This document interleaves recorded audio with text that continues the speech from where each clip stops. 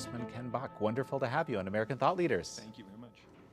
So, you're on the House Judiciary Committee, and actually Robert Mueller is going to be testifying there. We're not sure when exactly because the date has shifted a little bit. But, I wanted to ask you, what do you think you'll plan to ask him? A lot of people are saying it's a golden opportunity for the Republican side to ask some pertinent questions. Yeah, I think I want him to talk as much as he can about what he put in the report. The report fully exonerated the president as it pertained to a conspiracy with Russia to influence our election. And I thought the report went into great detail about how the Trump campaign had opportunities, but rejected those opportunities. And I want to make sure that he talks about that. And then when it comes to obstruction, there clearly wasn't a charge, and Right. he knew there wasn't a charge, and so he didn't recommend a charge.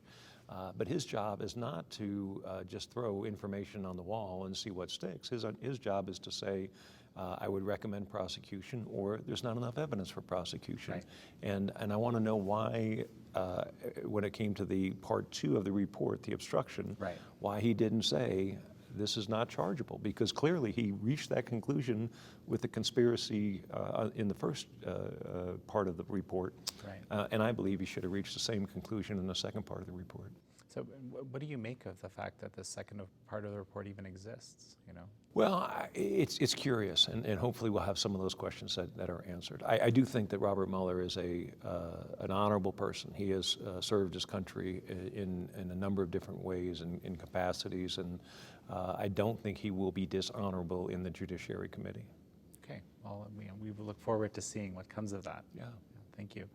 So, actually, you're also very active with some bills. You have the bipartisan you're part of bipartisan legislation that's coming through right now. I want to make sure I say it right. The Fairness for High-Skilled Immigrants Act, right?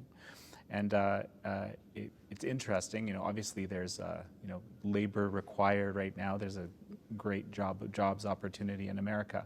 But this bill, which has bipartisan support, has actually come under some criticism as well. I wanted to offer you an opportunity to talk about that, namely that it's going to take jobs away from STEM graduates in America and that kind of thing. Yeah, and that's nonsense. We have a much greater need in this country for high-tech workers, for engineers, computer scientists, than we have available labor. And I am absolutely in favor of helping local school districts as early as kindergarten start people on the path to getting a STEM education and going into those fields. But the reality is we're losing jobs now to overseas, to China, to India, to Europe, to Canada. Because we don't have the workers here, and we have an immigration system that stymies our availability or our ability to get workers here. So this bill is very simple. All it says is first in, first out. If you came to this country and you're seeking a green card, you get in line from the time that you came to this country. There's no per country cap of 7% on who can get a green card. So it helps individuals from India and China who are really discriminated against because there are so many talented individuals from those countries trying to come here and help us grow our economy. Right. So, and that's the entire bill from your perspective? Is there any other nuance that we should know about? So the bill, like I said, is very straightforward. It is a first in, first out bill. It does not increase the number of high-tech workers that come into the country. Oh, okay. It only changes the order in which they go from getting a high-tech visa to a green card, and it allows people to get that green card regardless of what country they came from. And what do you expect the impact will be on the ability of a STEM graduate to get a job, an American? Yeah. Well, as always, I think we have high demand for workers in this country as well as workers from overseas. But I think many of the individuals who are in our universities are foreign students who are taking advantage of those jobs, taking advantage of that education, and we are investing as a country in those individuals. And if those individuals want to stay here and work, and there is a need for those individuals. Now, if we go into a recession and we don't have a need, then I think it would be warranted to cut back on the number of high-tech visas that are allocated. But it has nothing to do with how someone gets a green card. I see. So, I mean, basically, it's so that we can actually fit the labor need, and that's the perspective. Right? It also gives people that come here on a high-tech visa certainty. Well, once they get a green card, they can change employers if they want. They can open a business if they want. They can do a number of things that, since a lot of them have children that are born in the U.S. and you're U.S. citizens, they have more certainty here. And I believe that as a result of that certainty, they become better employees. Yeah, and maybe citizens one day as well, right? Right. Exactly. Oh, very interesting. So, well, tell me a little bit about you coming here to the Western Conservative Summit. The focus is religious liberty, and you're, I think, what people have described to me as a movement conservative. These values are very important to you. Tell me a little bit more about why you're here. Sure. I have come for years to speak and support this group and this organization, not only because I have friends that run it, but also because it stands for really important principles. And I think that now we are under assault in this country and in the U.S. House of Representatives, as I have not seen in the past 4 years. I've spent 6 months watching the liberal progressives move further and further to the left. Just recently at an immigration facility here in Colorado, the flag was torn down and defaced and a Mexican flag was put up. Unbelievable that we would in this country, and yet not a single Democrat, not a single Democratic candidate for president, not a single Democrat in the United States House has criticized that. In a federal facility, having an American flag torn down, defaced, and a Mexican flag, a foreign country's flag, put in its place, and no one criticizes that. It's just unbelievable that the country has gone as far left as it has. So how do you think this is actually? You're saying this is that quick move left recently. What do you make of this phenomenon? What's fueling this? Well, when I say quick move left, I think it started with Woodrow Wilson. I think it moved through Franklin Delano Roosevelt, and so we have been moving to the left. I think President Obama's 8 years was a tremendous lurch to the left, taking over the healthcare system and having socialized medicine in this country, a huge burden on our budget, federal budget, and at the same time a takeover of 1/7 of our economy.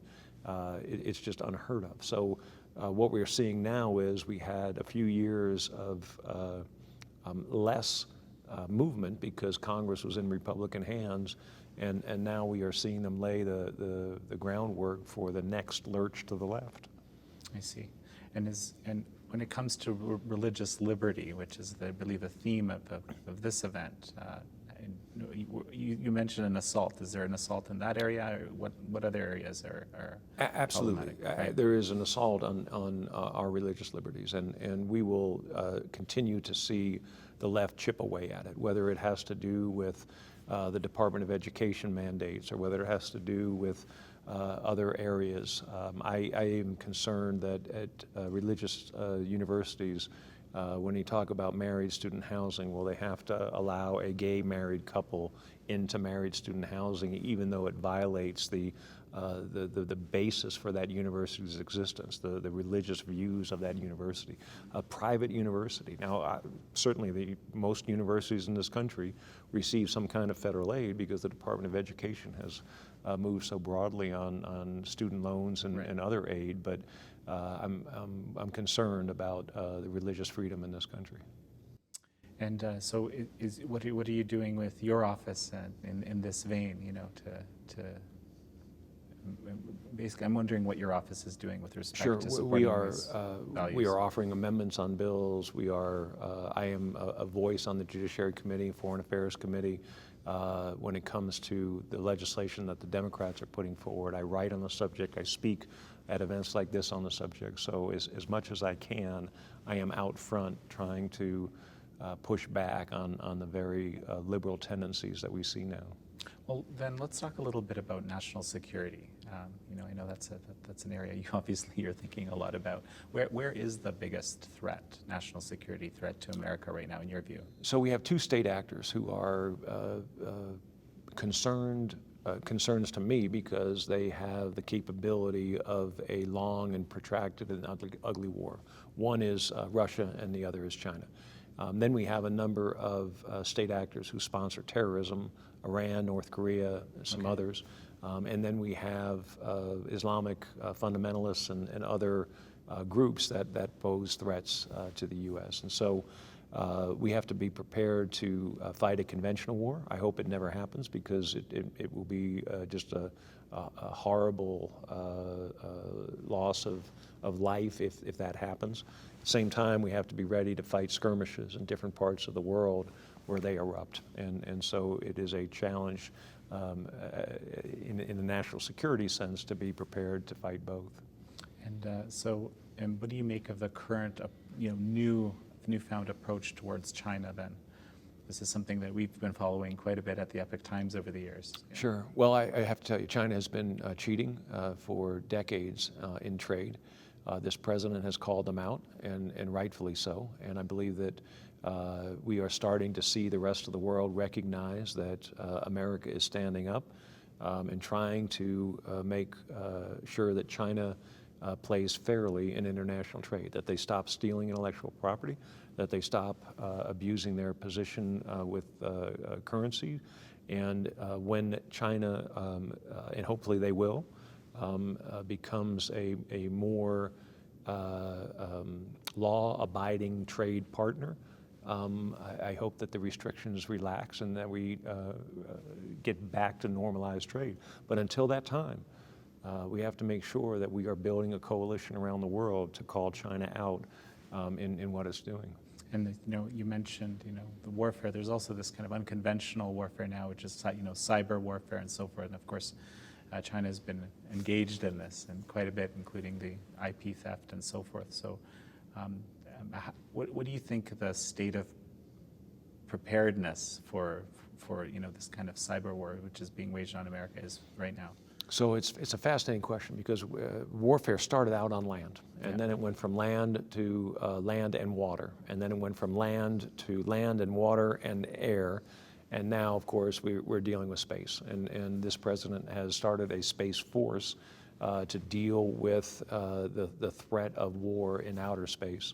But the threat of the cyber security and cyber threats are very real.